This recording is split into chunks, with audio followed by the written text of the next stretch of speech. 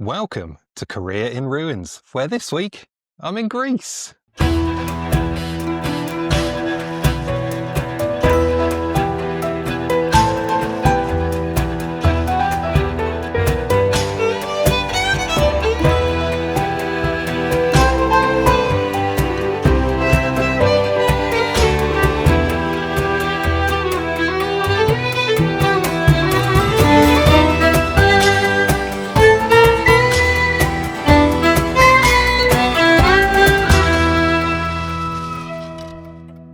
You jammy so-and-so. I wish I was there with you, pal. How's it all going?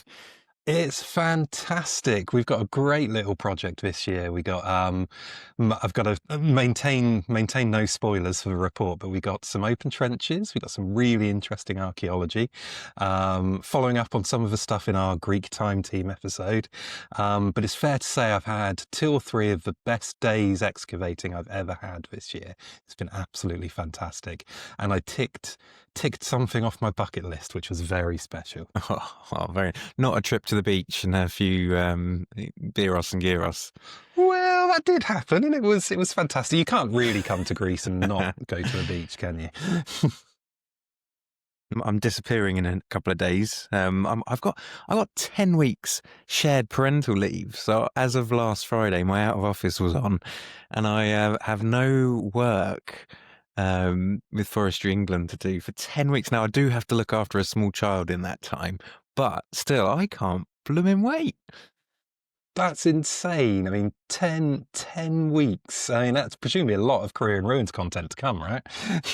Well, yeah, I mean, it does very well, but all small child permitting. But as of Wednesday this week, we've had our van done up, so we're jumping on the shuttle, and we're taking a 4-month-old around Europe for 2 weeks. So we're starting in Belgium, going to Luxembourg, Germany, a short week in Switzerland, and then back via France. And I like to think by the time we're back, she'll have been to one country for every month she's been alive. Oh, all of that with a little baby. That is ambitious. What could go wrong? It's either going to be the best experience ever or the worst decision we've ever made. I'm going for best. Yes, it's good, but I'm really excited. And people will have noticed we've been putting quite a bit of stuff out in the last few months, and we're sort of aiming to be a bit more visual and create more content. We're going to put some stuff out on the podcast that sort of subscribers can get early, but then they'll become available to people more broadly. We're putting more videos up on YouTube, and we're putting more social media content out, and we'll go on to a bit of this in a bit. But you've been doing a fine job driving some of that while you've had quite a long break, but I'm looking forward to picking up a bit of the slack and continuing that. So hopefully people will have more Career in Ruins joy over the next few months as the autumn and the winter start to encroach on us. That's absolutely right. I'm incredibly excited about the next few months of Career in Ruins because, well, first of all, I got demoted, which means I've got a bit more time on my hands, and it's a celebration, not a commiseration. I'm no longer head of department, which means I've got a bit of time on my hands to think about life. Well, we should talk about what's been going on, but I just wanted, while you mentioned Greece and while you're there, we should just cover that a bit more, and then let's go through what we've been doing, because it's been a while since we've been on the airways proper. I know we put our Belfast episode out, but that was sort of a special for the Council of British Archaeology, and if you haven't listened to that yet, go back and check it out. It's been edited really nicely. It's a lovely little listen. But Greece-wise, this is a project you've been doing since 2016. Is that have I got that date right? Yeah, 2016 was the first season, so next year will be our 10th anniversary. I was just a young man when this started, and it's brilliant. It's been a fantastic project because it's grown with us. So it started out, we're just ending the second phase of the project before hopefully moving into a third. The first phase was very much about discovery and prospecting and doing geophysics and finding new things. And the second phase was about diving into all of that and confirming what was on the ground and identifying what those features were in the geophysics. So it's been a really extended kind of long-term investigation into geophysical data right the way up to excavation. It's been phenomenal. And remind us where in Greece you are. So I am a little bit too far for a beach a little bit too far from a beach for my liking. I'm in the middle of Thessaly, so central Thessaly, close to a town called Karditsa. It's a really interesting place culturally from prehistory to the present day. In prehistory, it was one of the earliest agricultural landscapes in Europe. So it's sort of lush agricultural fields. It's a flat plain surrounded by mountains. And as you get up to the kind of classical periods, you get Alexander the Great coming down here and staking his claim. And then the Romans a bit later, Pompey famously comes here and has some battles while he's jarring for power in the Roman Empire. So it's a really kind of interesting cultural place, historically speaking. Amazing. And the digs and the research itself, is it safe to say you're looking at you're focusing your interest in the Hellenistic period, but it's not simple as that because you've got this palimpsest of history and heritage that's sort of just plonked on top of each other. Yeah, I mean, that's right. I mean, I work with a multifaceted team, let's say, of Greek archaeologists, Swedish archaeologists, American archaeologists, archaeologists from around the world, all bringing different specialisms. So while the site itself is kind of focused on that Hellenistic period, the project is, we say in local parlance, diachronic. So it's across time, it's across the landscape, and it gives us that huge sense of different periods, different peoples, different cultures, different communities interacting with a site over millennia. Oh, it makes me so jealous to be there. I think it's been 3 years since I've been out on the project, and obviously I think it was 2017 I first went out with you, and we had a very hot summer of doing geophysics and sort of traditional 20-meter by 20-meter grids. I think we get about 45. On my best day, I did 45 grids in a day, and that was something ridiculous, like 35-degree heat, maybe warmer, with a hangover. So some of my finest work, I must say, and that was great. But I was a bit disappointed when you sent me a photo this year when you've been out with a sort of towed array set up with magnetometry and getting sort of twice the amount of 45 grids in a day. I've got to admit, that is where the technology has changed in that 10 years. So we were out here hiking around the field at 1 meter resolution with our traditional geophysics. And this season we've been out at a 25 centimeter resolution, pushing this cart along, capturing data at a pace I've never known and in a detail that I've never seen. It is the future. It's an expensive future, but it's definitely the future. Well, it's all good having the future there and then, but I guess it was that hard graft that myself and Hayden and Asta and Josie, a little bit of you, put in those early years. I guess if it wasn't for your initial hard graft, we wouldn't have been there. So yeah, I retract that statement perhaps, but those data have been feeding into your excavations as well. Yeah, exactly. I mean, the project wouldn't have carried on, I suspect, if we hadn't done all of that legwork in the early days. So we owe the old Bartington a lot in that respect. And yeah, the excavations we've been doing have been focused on confirming and understanding what geophysics tells us. Because we know with geophysics, you just get a map, you get a plan of something. You don't see phasing, you don't see details, you don't get the kind of artifactual evidence that tells you how people were living and what they were doing. So the excavation has kind of followed that kind of natural course. Excellent. Yeah, very, very excited. I'm jealous not to be there, but you've had a few people that a few of the Swedes and the Greeks are out there, and a few people from America, as I understand it, but also Hilda's been out with you, and Chris Leonard, I forget his surname now. How do I pronounce his surname? Leonard. Yeah, Leonard, that's it. Who we've had on the podcast in the past from Cotswold Archaeology. So a great little gang out there this year. Yeah, we've had many friends of the podcast out in the field this year, and it's been great. And I'm hoping to introduce a few more people out here to the ways of career and ruins, and get some interviews in the bag when I'm here. Well, that was going to be my next question, Des. I guess a prime opportunity to capture some content for what we've got coming forwards. Is it worth us reviewing what we've been up to and what we've got coming up? I think so, yeah. So why don't you go ahead? Because you've had probably the most important year, I would say. So what have you been doing? Oh, it's been a good year. It's been a good year. What can you say? I guess, on a personal level, had our first little daughter, and she's fantastic, and that's all gone very smoothly.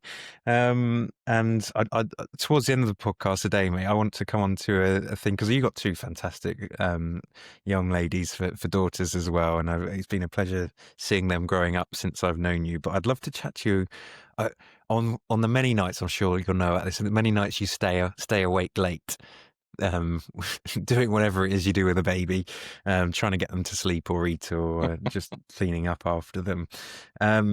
I've been thinking, how on earth did people do this in the prehistoric period? Not least with the amount of guff that Instagram that throws at you, like, and all these special tools that you get off Amazon. But anyway, I won't spoil that chat. But yeah, I've been dealing with that, which has been great. From a work front, we've had a really good year. We've had, obviously, we did our excavations 2 Septembers ago at Farley Moor.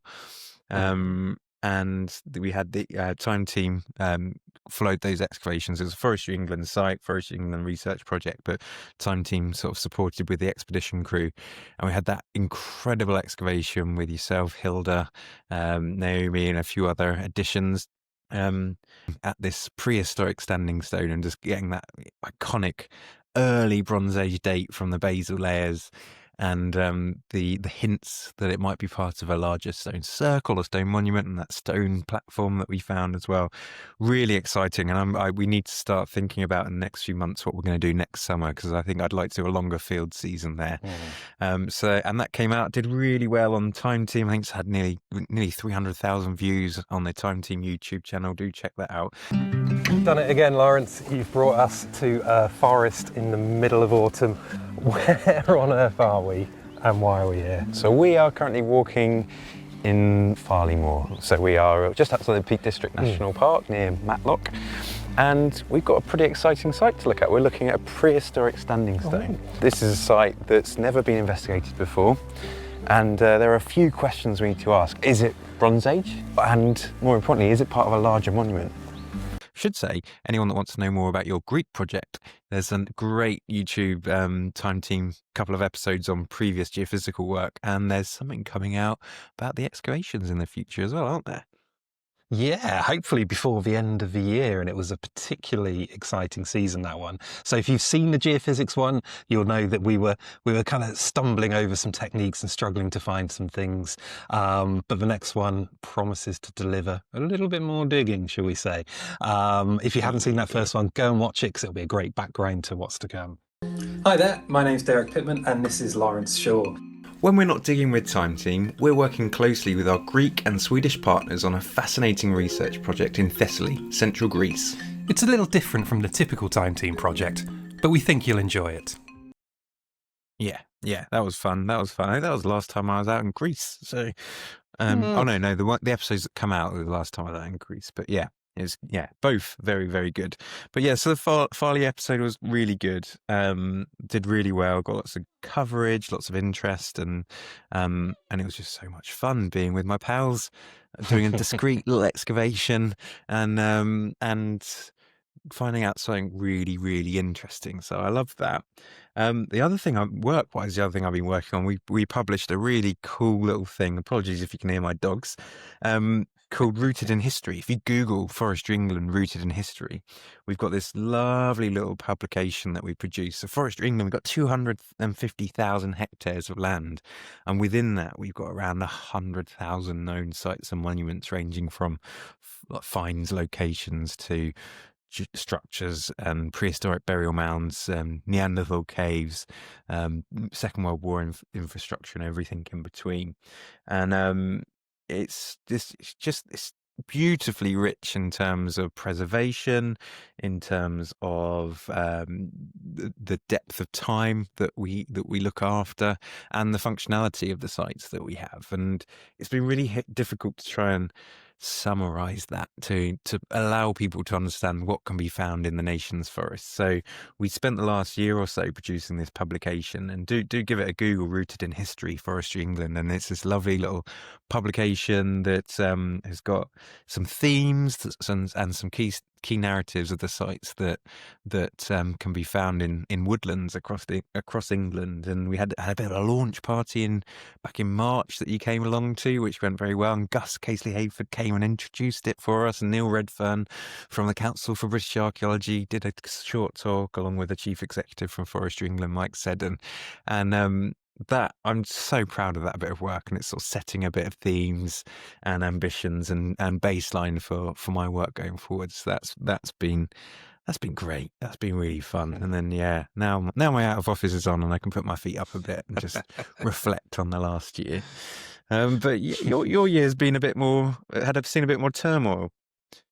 Yeah, I'd say I'd describe my last 12 months as challenging. Let's put it that way. It's had some ups and downs for sure. As I alluded to at the start of the podcast, my roles changed at work. But I'm kind of counting my blessings there, because we went through a bit of turmoil at the university, as many higher education institutes in the UK are currently going through. There are slightly fewer students, costs are going up, everyone is kind of cutting back and cutting costs. And as fantastic a discipline as archaeology is, it's not necessarily one that attracts hundreds and hundreds of students. So in any time of upheaval, archaeology departments are going to feel the pain a little bit, I think. Though that said, the archaeology and anthropology department at Bournemouth, I think, has weathered the storm rather well. All of my colleagues have kind of pulled together, and we're coming out the other side of it now. And it will look a bit different. The department in name has been kind of merged with another department, Life and Environmental Sciences, into a much bigger school. And there's pros and cons to that, I'd say. The biggest pro being we've now got dozens of extra colleagues with different specialisms, different research themes that we can kind of draw into the light a little bit and bring them to the archaeological side. So there's environmental scientists, geographers, GIS specialists, forensic scientists, lots and lots of cool people with cool jobs. We now exist in the same stable, so we can work together a bit more, we can research together a bit more, and do some really interesting things over the next few years. So that's quite exciting. So while we look a bit different, the team is still largely there. The style of archaeology, the research we do at Bournemouth will still be there, and I think we'll forge a new identity in the coming months, which I'm sort of excited about seeing where we go to now, what the next step is. So yeah, the 3 or 4 months where I thought I might lose my job were a little bit scary, I can't lie. But ultimately, in the end, I think the majority of people who have left Bournemouth left willingly and kind of took the money and decided to go on and move on to other things. So it could have been a lot worse. And I fear that across the sector, in university archaeology, this will be a similar story in many places, and some perhaps won't do quite as well, which is a bit worrying. Yeah, I wonder if there's definitely a future podcast here with regards to the state of sort of archaeology more broadly, and I think in the coming months we'll be in a better position to find out who we want to include in those discussions. But Bournemouth certainly, from what I hear, isn't a unique scenario, and it's worrying. But if everyone can do it as well as Bournemouth have done it, then we should be all right more generally. But you mentioned you've been demoted. I guess that you're underselling, or sort of you're misselling what's happened there, because I guess with the restructure of the your school and whatnot, there's not necessarily the post there to be promoted or demoted into. But I guess, does that with a silver lining sort of perspective, does that mean you've got a lot less admin to pick up on in terms of strategic and sort of overheads and things like that, overarching sort of perspectives and management? And does that mean you've got a bit more headspace and wiggle room to focus on your own research and your own ambitions?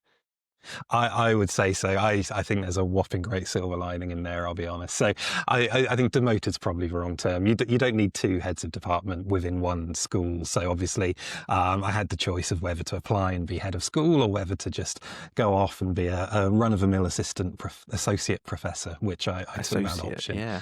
Yeah, so I think it's the right move for me. I thoroughly enjoyed being head of department. I thoroughly enjoyed being able to shape archaeology and anthropology at Bournemouth into the future. But it comes with a heavy weight to bear in terms of admin, in terms of responsibility, in terms of just making sure your colleagues keep their jobs ultimately. And it's taken its toll on me mentally, physically, in many ways. And I'm very ready to step to the side and let someone else take on that responsibility, and open up my headspace for research, for podcasting, and other delights of the archaeology world.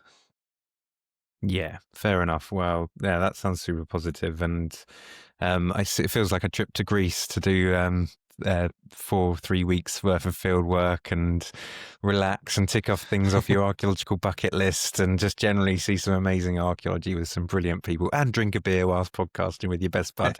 Yeah, that sounds like it couldn't have come too soon. It was perfect. I got the official letter while I was out here, so it was like, yep, I'm just going to kick back and dig some holes and have a great time. Excellent. You mentioned some headspace there for podcasting. Is it worth us just going over what we've been up to with Career in Ruins in the last few months and what we've got coming up as well? Yeah, very much, because I think Career in Ruins has been a bit of a neglected child over the last few years, certainly in terms of my headspace. And I love every second we do, but we don't get enough seconds to do it. And the last few months, with a fair amount of annual leave and sort of changing priorities and changing headspace, we've had a lot of fun with it, haven't we? We have, and hopefully everyone's been having fun with us.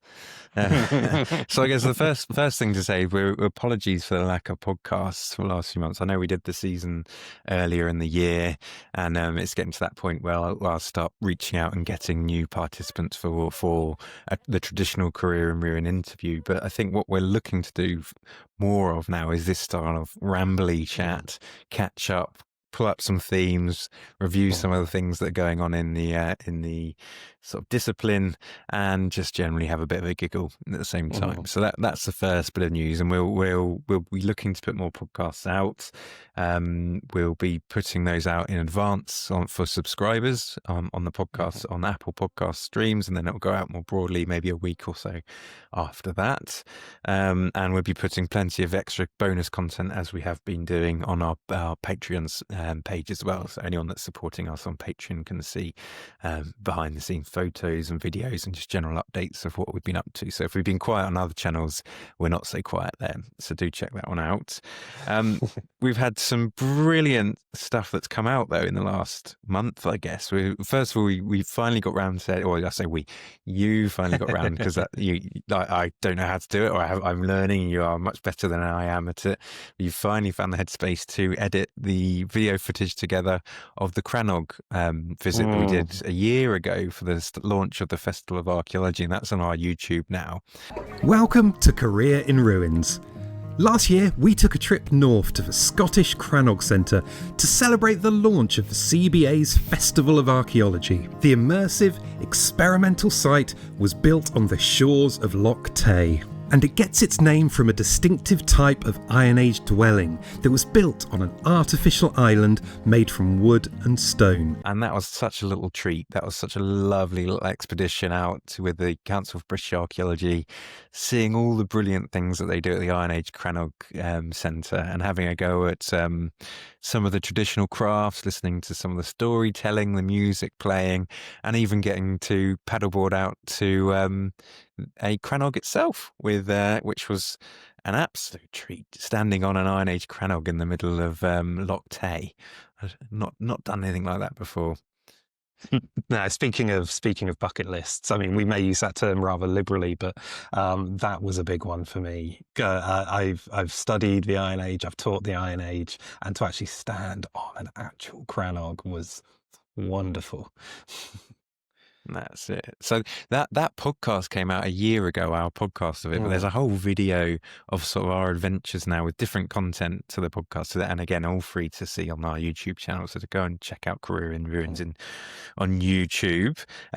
following that, I guess we were in Belfast a month ago for the launch of the Festival of Archaeology, which was, as ever, absolutely fantastic. The Council of British Archaeologists, British Archaeology got us out there. We joined them and the National Trust for the launch event on Divis Mountain, which was beautiful and absolutely a real treat and pleasure to be able to join them and make the podcast. And we've been a bit quicker with the content on that. So again, there's a lot of videos following that have been made available on YouTube. The actual episode's out now as well for people to access. So check some of those out.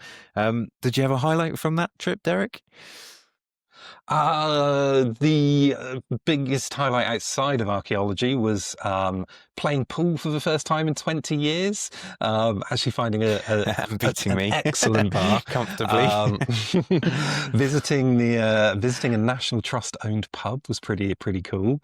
That was very fun. Amazing, wasn't it?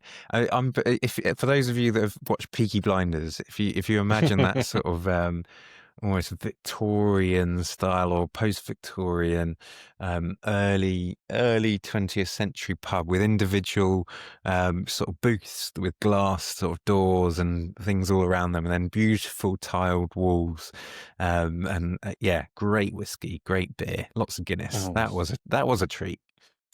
That was glorious, but I think the biggest highlight was just being in that landscape, in that place. It's hard to put into words how kind of the experience of being on Divis it was, but it sort of the panoramic views, the amazing archaeology being unearthed live and in front of us when we were there, and just all of the cool people. I mean, we spoke to some amazing folks. It was such a lovely trip. That's it. Yeah. So we've got that podcast is out. We've got special podcasts with a flint napper. We've got interviews on the YouTube channel with some of the find specialists and with Neil and with Tom Dommett from CBA and National Trust respectively.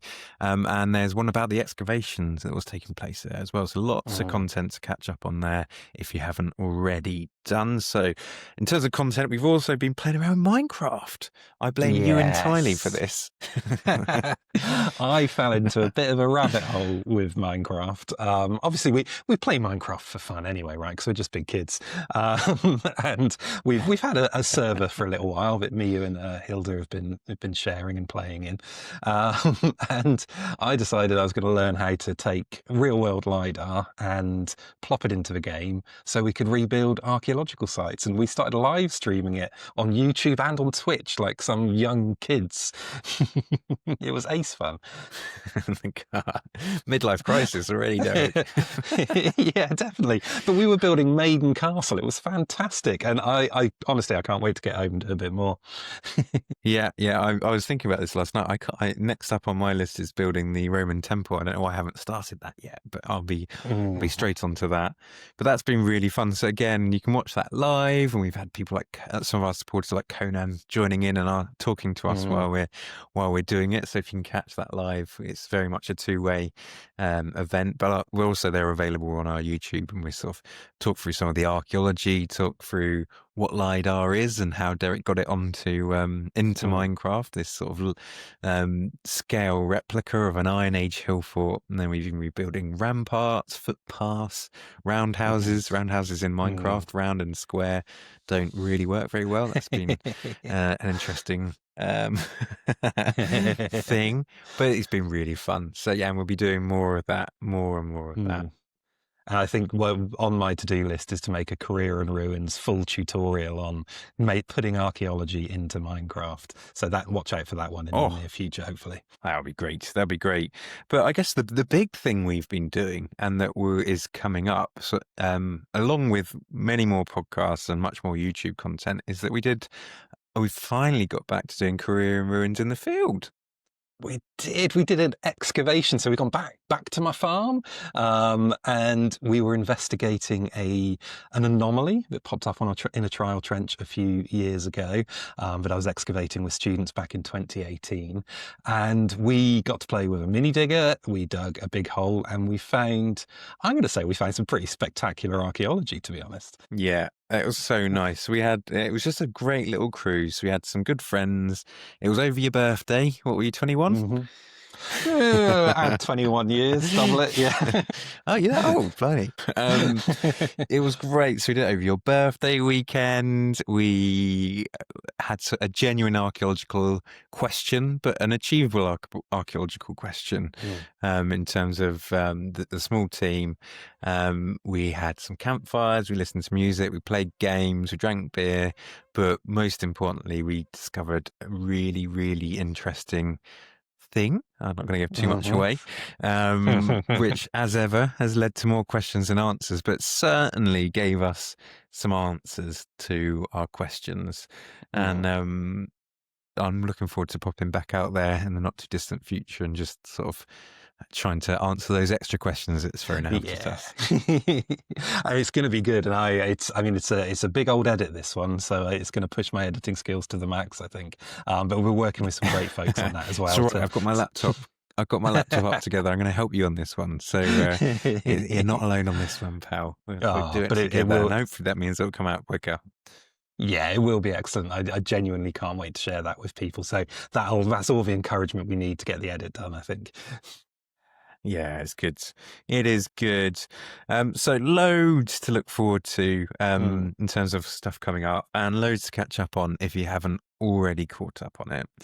In terms of this podcast and Ramble Chats, I mean, that's sort of the bulk of what we were hoping to get into this episode. There was a couple of things I wanted to just chat to you about, Derek, if that's all right.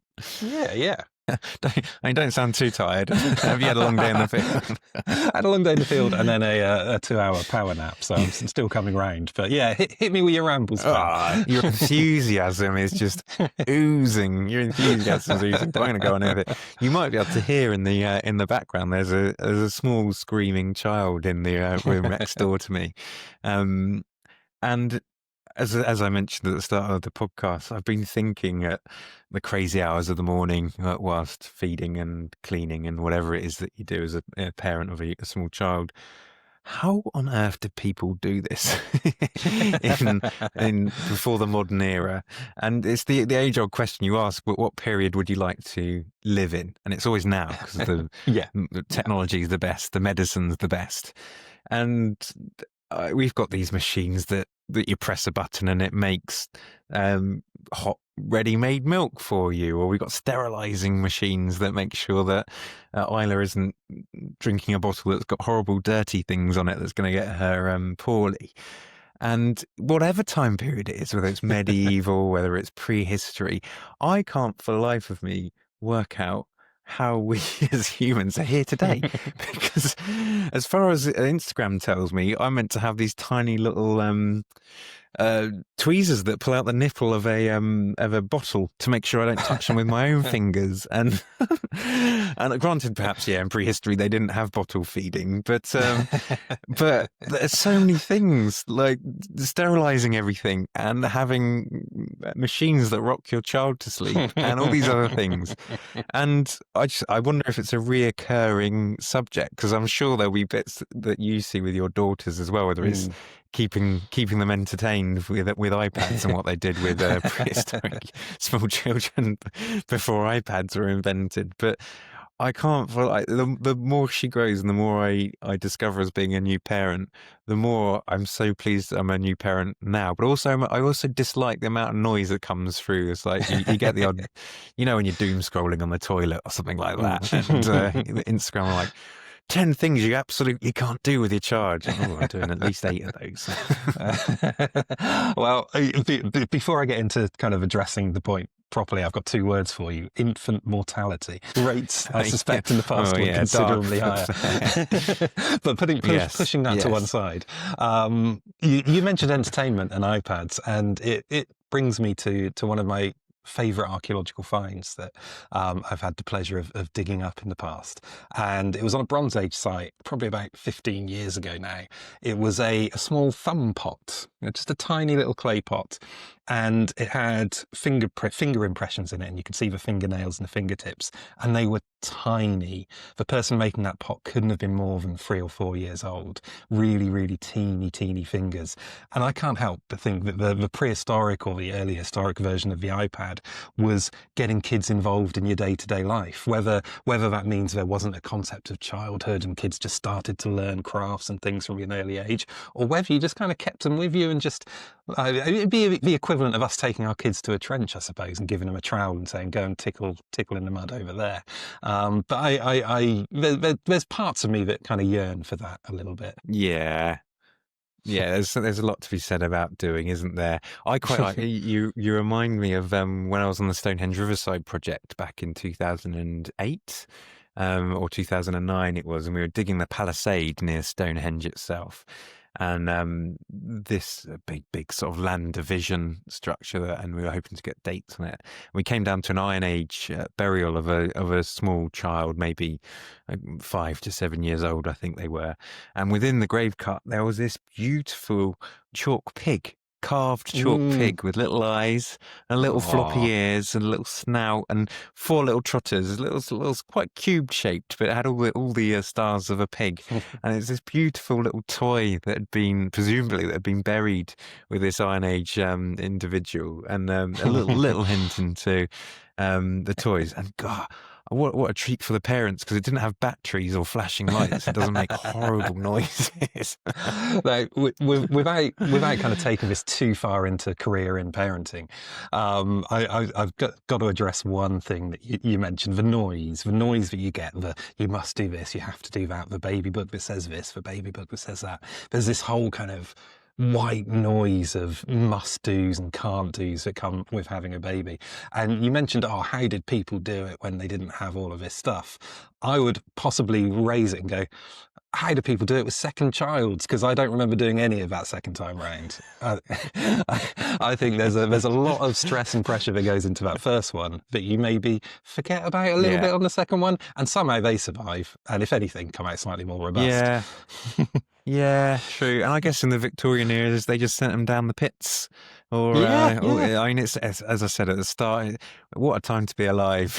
I mean, with all the horrible things that are going on in the world. At least for us, as 2 white, middle-aged, nearly men in England, we're very fortunate on that side of things. And there are other things, horrible things going on around the world. But at least for reflecting on prehistoric Britain and other time periods, and not getting too bogged down the realities of the world, even in the last 100 years or so.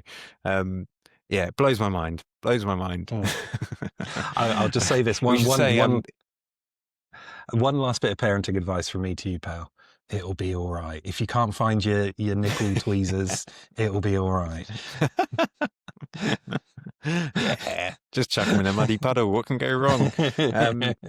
But we should say, email us on Career in Ruins and on our Gmail account. It'll be a link in the podcast description. Tell us your archaeology parenting stories, or tell us your archaeological discoveries linked to parenting, or any funny anecdotes or anything like that, and we'll read them out. I quite like the idea of prehistoric parenting becoming a regular sort of vice for me to reflect on things that I'm struggling with. That's right, and that's I think coming up in the next few months of Career in Ruins. We'll have YouTube videos, we'll have social media posts, we've got the email account. You can get in touch with us, and we read everything, we look at everything, we see everything. So feedback stuff, tell us stuff, help us out here, help us out. And we're very aware we come from this a very privileged and our own perspective. So help broaden our horizons, help us understand more. We want to know more, we want more perspectives. So educate us, because we're definitely not educating you. Before we started recording, you said you had a couple of things you wanted to talk about. What was the next one? This one's a bit more practical, and not as silly as perhaps prehistoric parenting. The last few months, so I've been the main thing that's been taking up my time at work, and will do until April next year, is a mammoth National Lottery Heritage Fund bid that we're pulling together. We're looking around £5 million for all our holdings in national parks. It's got a lovely catchy name from called Historic Roots and Future Shoots. And all my time has been ploughing in to get, well, first of all, getting an expression of interest in, which was waved through, very positive. And now it's about the proper bid writing. So we've got a year to write the full application. And I'm not an expert bid writer in any shape or form. I know my archaeology. I know why a project might need to be done. I didn't know where to start with regards to pulling together a mammoth bid like this. And the joys of learning how to write bids, which are so different to writing an email, to writing an academic paper, to writing just a paper for the board, your internal board papers, versus writing something for someone that's going to say, yes, we're going to give you money, has been a steep learning curve. And then just coordinating people. We've got a mutual friend called Dan Pringle, who is a filmmaker, and I often chat to him about his films. His latest film, Die Before You Die, is on Amazon Prime at the moment. Check it out; it's wicked. Derek's dad has got a cameo in it as tractor driver number one. But I was talking to him about how you make films, and he's like, making a film. Best way to describe it is like it's like you'll want to watch a film, but you can't. You're in a cinema and you can't press play until everyone's sat down, and you get some people in, and then you're chasing to get the last few people in, and then while you're getting them in, one of the people already in the cinema stands up and walks off and goes to the toilet, or someone else forgets that they've actually got another appointment, so they leave, and then you've got to find someone to fill that seat because they're not coming back. And it's actually the perfect analogy of my experience in trying to get this bid organised as well, just herding cats, all the different people you need involved, and the sign-offs or the investment of time or even money. I'm losing my hair as it is, but this is just, along with a small child, it's just really tipping it over the edge. It got me to thinking again in the early hours of the morning. It's a really interesting thing, I think, because I know you've done a lot of bid writing from an academic perspective as well, which must be hugely different again in terms. And I've been fortunate to be involved with a few academic AHRC and the Research Council, but it's such a different kettle of fish again in terms of what you have to say, how you have to angle it, who you need to bring in, what the question is, what the sort of nuances of the call for the funding is. And it got me to thinking about chatting about it with you. I know I've done a bit of a monologue there, but I feel like archaeologists more generally, tell me if I'm wrong and if it's in academia, but I don't feel like we're ever trained to do this. I think you're absolutely right. And as you were monologuing there, I couldn't help but think that this is an under-discussed topic in the world of podcast archaeology, and that I think I've got a little bit of insight here, but perhaps we should do a Funding a Career in Ruins episode where we discuss all of the ins and outs and nuances of funding, and maybe get a few different people and different stakeholders together from different places and discuss all of our experiences in getting funding, and maybe even, which will be rare for us, give some practical tips on how people might go about getting funding. But no, that's a good idea. But I think my experience is the same. It's a very unique style of writing. In academia, certainly within the grants I've been looking at, there seems to be either small ones or very big ones. The small ones, very competitive and one style of writing. The big ones, hyper competitive, sometimes have multiple phases of application and require totally different skills and totally different styles of communication and ways of summing up. Because on some, for example, you're competing with other archaeologists and you're being reviewed by archaeologists, so you can kind of, that there's a baseline of understanding. But as you get into the bigger ones, you're competing with medical scientists, you're competing with geographers, you're competing with people from across the research spectrum. So you have to kind of tailor the language, tailor the approach, tailor the aims to a much broader audience. And it's a huge challenge to do archaeology. And I think your analogy, the Pringle analogy, is spot on in a way. And to put that in an archaeological context, it's like wandering around an archaeological site where you know there are stories that need to be told. You know there are questions that can be answered. You know that a significant part of human history took place here, but you can't quite reach it. Yeah, that's a lovely little analogy. And there's so much more that could be said about this, but let's save it. And if anyone has got any thoughts or information or ideas they want to share with us, or if anyone wants to come and join us for a special podcast and talk to us about the joys and the realities of applying for funding in archaeology, then let us know. Drop us an email or a message, however you want to contact us. But for now, Derek, I'm going to let you go because I know it's coming up to tea time in Greece and you probably want to go and have a bit of Cipro and a lot of meat. Yeah, definitely. And not least, my internet is starting to get a bit poor. So it's probably a good time to go and get something for dinner. All right, mate. Well, if I don't catch you before, have a great rest of your time out in Greece. Make sure you get lots of content for our lovely supporters and our listeners. And we look forward to hearing all of that. And I might even try and catch a bit of stuff while I'm going around Europe for short videos and things. So for now, thank you everyone for listening. We hope you enjoyed it. And we'll be chatting to you again very, very soon. Bye. Beautiful.